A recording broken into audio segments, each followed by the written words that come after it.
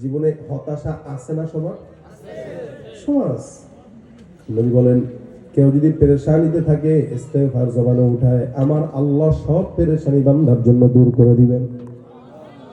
বিপদ আছে, বিপদ দূর করে দিবেন। রিজিকের অভাব যদি হয়, এমন জায়গা থেকে রিজিকের ফয়সালা করবে বান্দা কল্পনাও করতে পারবে না। হাসান বসরি রহমাতুল্লাহ আলাইহির নাম শুনছেন তো? না, যুবকেরা আর্জেন্টিনার খেলোয়াড়ের নাম জানে, এই নাম কি আর জানবে? বহু বছর আগে একবার ইউটিউবে একটা ভিডিওতে দেখতেছি, একজন জিজ্ঞাসা করতেছে, ভাই 4 জন নবীর নাম বলেন তো। সে 4 জন নবীর নাম বলে বলতেছে, আবু বকর, ওমর, ওসমান, আলী। সুবহানাল্লাহ কি বলেন? দেন তো সুবহানাল্লাহ কয় জায়গা। তাহলে আপনারাও কি এরা আবু বকর, ওমর, ওসমান, আলী নবীর বলেন? হ্যাঁ, এরা কি নবী না সাহাবী? এরা যুবকরা জানেই না, এখন বোম মারলেও সাহাবীর নাম উঠে না মুখ দিয়া। কিন্তু ভালো ডিগবাজি দিতে পারে কি সেটা ভালো মতো জানে। খেলে ভালো কে? ফুটবল খেলে কে ভালো? 6 মিটার কে জানে, এটা ভালো করে জানে। রাসূলের সাহাবীদের নাম জানে না। আবার আমি মুসলমান, ভণ্ড, মুনাফিক যদি মুসলমান হয়, সাহাবা ইকরামদের নাম মুখস্থ করা দরকার।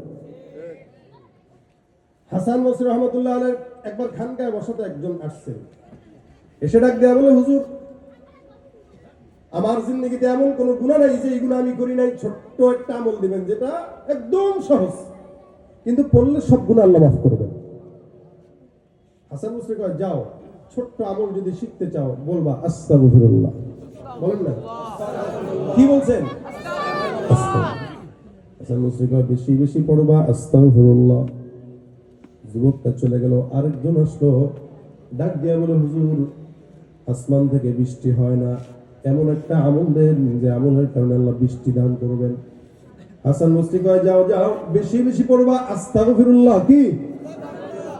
আরেকজন আসলো, ডাক দিয়া বলে, হুজুর, আমার সম্পদ নাই, দোকান আছে, বেচা কিনা হয় না, এমন একটা আমল শিখায় দেন যে আমলের কারণে আল্লাহ পাক দোকানের মধ্যে বরকত দান করবেন, বেচা কিনায় বরকত দান করবেন, সম্পদে বরকত দান করবেন। হাসান বসরি কয়, যাও যাও, বেশি বেশি আস্তাগফিরুল্লাহ পড়ো।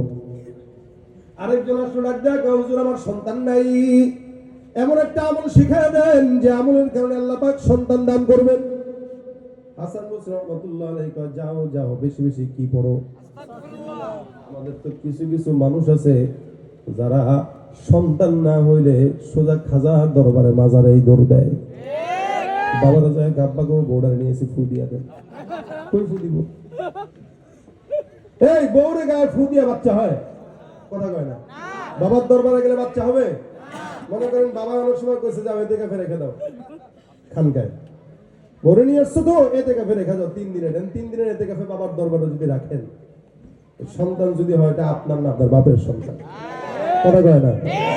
সন্তান চাইতে হলে মাজার, কার দরবার? জোরে বলেন, কার? পীরগিরিয়ার মাজার পূজা চলছে দেশটা জুড়িয়া, শিরকি আর ভণ্ডামিতে দেশটা গেছে মরিয়া। হাজার কলকি টান মারিয়া দেখায় খাজার শান, ওরা ওরা শিক্ষিত শয়তান, ওরা শিক্ষিত শয়তান, ওরা সন্তান চাবো কার কাছে? আরেকজন এসে কয়, হুজুর, সম্পদে কি বলে, ক্ষেতের মধ্যে ফসল নাই, এমন দোয়া শিখায় দেন যে দোয়ার বরকতে ফসলে বরকত হবে। হাসান বসরি বলেন, যাও যাও, বেশি বেশি পড়ো আস্তাগফিরুল্লাহ। 12 নম্বরে কয়, আলু দিবে না, পেঁয়াজ দিবে না। আমরা কইতে বলি পেঁয়াজেরও দরকার নাই, আলুরও দরকার নাই। বাংলাদেশের পেঁয়াজ খায় তোমার দা শেষ করতে পারি না, ঠিক না? পেঁয়াজ দিবা ভাই, তোরা গাঁজা দেওয়া বন্ধ কর। গাঁজার কারণে আমাদের যুব সমাজ নষ্ট। আমরা যে ইলিশ আর এরা সুতরাং তাদের উপর আমাদের নির্ভর করার কোন যুক্তিকতা নাই। আমাদের দেশের ফসল আছে না নাই?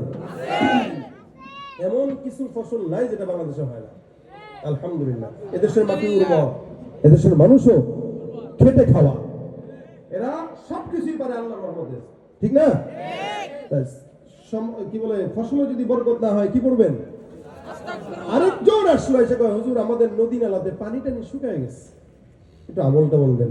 যাও, আস্তাগফিরুল্লাহ পড়ো। সবাই এই আমল কয়টা?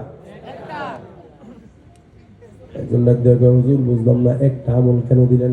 হাসান বসরি বলেন, যে আমলটা দিলাম এই আমলটা আমার দেওয়া আমল নয়, আমার আল্লাহ কোরআনে গোটা দুনিয়ার বান্দাকে এই আমলটা দিয়েছে। আমলটা